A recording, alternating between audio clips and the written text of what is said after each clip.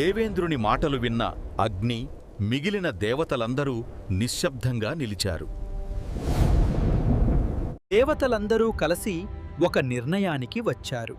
అప్పుడు దేవతలందరూ పితృలోకానికి ప్రయాణమయ్యారు.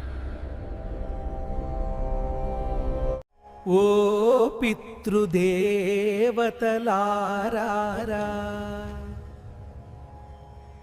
ఓ పితృదేవతలారా, మానవుడు యజ్ఞములు చేయునప్పుడు మేషములను బలిస్తారు. ఆ యజ్ఞములో మేషము యొక్క వృషణములు మీకు హవిస్సుగా సమర్పిస్తారు.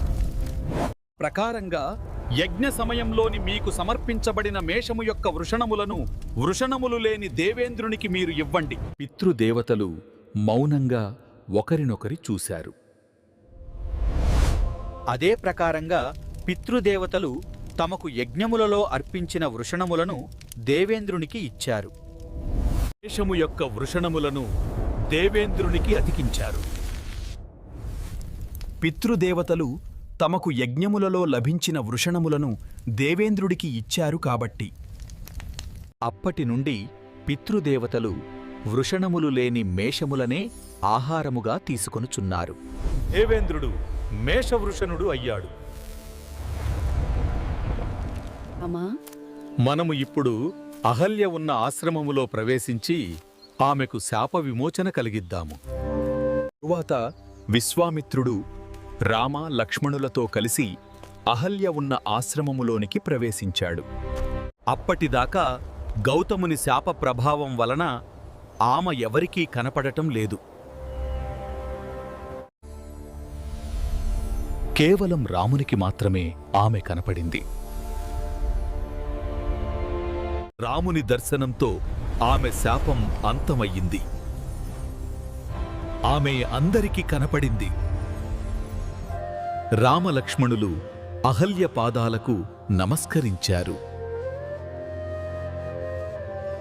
అహల్యకు గౌతముని మాటలు గుర్తుకు వచ్చాయి.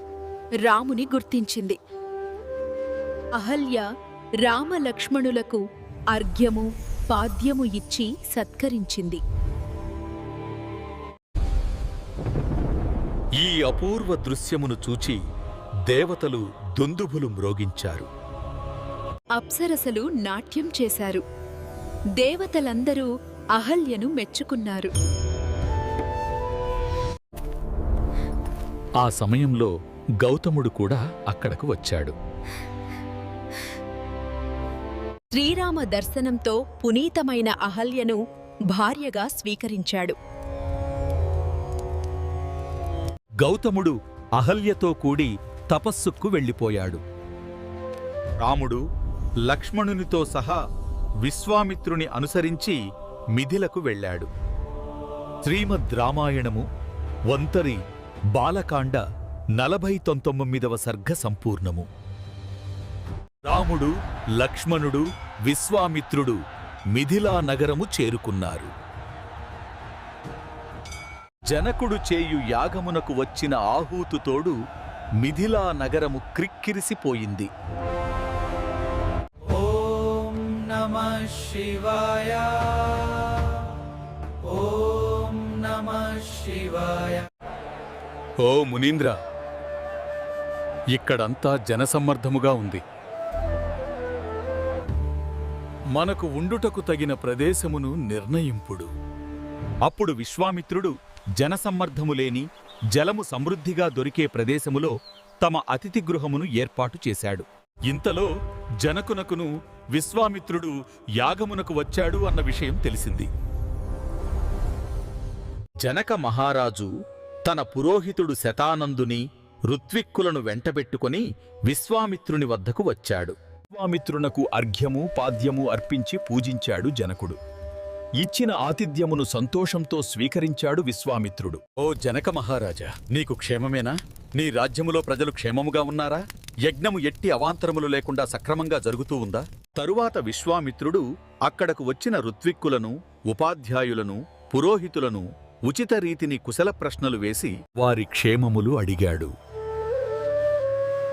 అప్పుడు జనక మహారాజు విశ్వామిత్రునికి నమస్కరించి ఆయనకు ఉచితాసనము సమర్పించాడు. అప్పుడు జనక మహారాజు విశ్వామిత్రునితో ఇలా అన్నాడు. ఓ మహర్షి, మహాత్ములు పుణ్యాత్ములు అయిన మీరు ఈ యజ్ఞమునకు వచ్చి నన్ను ధన్యుడిని చేశారు. తమరి దర్శన భాగ్యముతో నా యజ్ఞము సఫలమైనది. తమరి అనుగ్రహము నాకు పూర్తిగా లభించింది. ఓ విశ్వామిత్ర మహర్షి, యజ్ఞము సమాప్తమగుటకు ఇంక 12 దినములు మిగిలి ఉన్నది. తరువాత వారి వారి హవిర్భాగములు స్వీకరించుటకు దేవతలు అందరూ వస్తారు. తరువాత జనకుని దృష్టి రామలక్ష్మణుల మీద పడింది. వారిని చూచి జనకుడు విశ్వామిత్రుని ఇలా అడిగాడు. ఓ మహర్షి, ఈ రాకుమారులు ఎవరు? వీరు మహాపరాక్రమవంతుల మాదిరి కనపడుతున్నారు. వీరి నేత్రములు పద్మపత్రముల మాదిరి ఉన్నవి. వీరు దేవతల మాదిరి ప్రకాశిస్తున్నారు.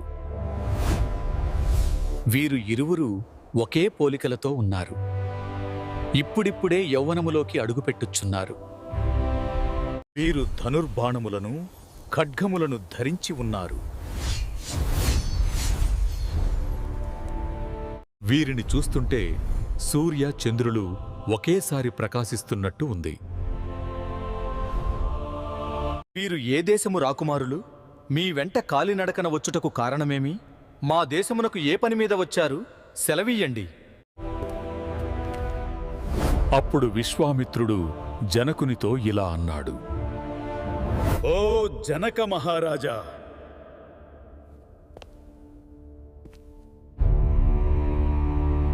వీరు క్షత్రియ కుమారులు. అయోధ్య నగరమునకు అధిపతి అయిన ఇక్ష్వాకు వంశమునకు చెందిన దశరథ మహారాజునకు పుత్రులు. నేను సిద్ధాశ్రములో ఒక యజ్ఞము తలపెట్టాను. ఆ యజ్ఞమును రాక్షసులు భగ్నం చేస్తున్నారు.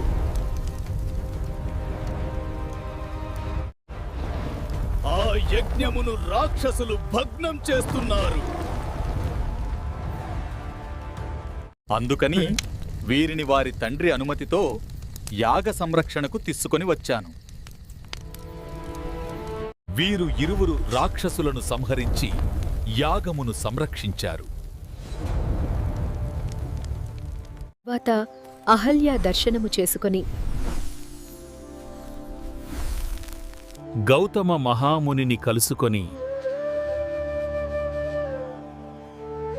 అనంతరము మిథిలకు వచ్చారు.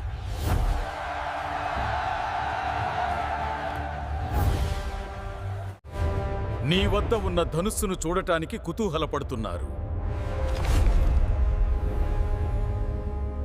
ఇతితో శ్రీమద్ రామాయణము బాలకాండము 50వ సర్గ సంపూర్ణము. శ్రీమద్ రామాయణము బాలకాండ 51వ సర్గ. జనకుని పక్కను ఉన్న శతానందుడు విశ్వామిత్రుని మాటలు విని పరమానందభరితుడు అయ్యాడు. వెంటనే శతానందుడు విశ్వామిత్రుని చూచి సంభ్రమంతో ఇలా అన్నాడు. ఓ మహర్షి, శ్రీరాముడు మా తల్లి అహల్యను చూచాడా? నీవు రామునికి మా తల్లి అహల్యను చూపించావా?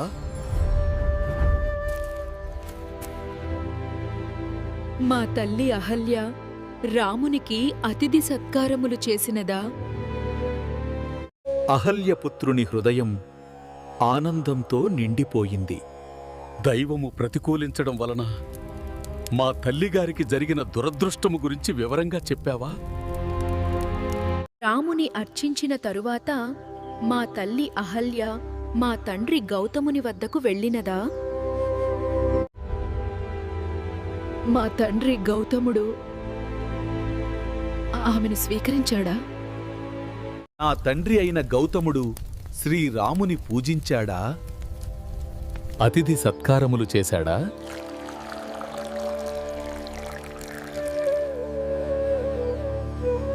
శ్రీరాముడు నా తండ్రిని ఆదరించాడా?